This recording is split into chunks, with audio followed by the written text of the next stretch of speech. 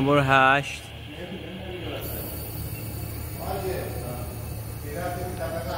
میبینید روی 24% همون 24.6% وایستاد. برو روی 12%.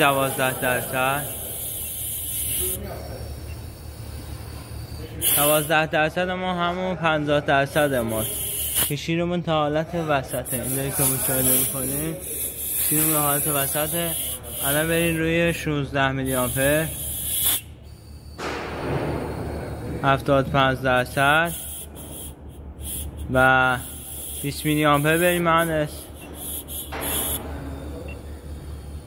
شیرمون کاملا بازه. شیرمون کاملا بازه. الان 4 میلی آمپر بزنید.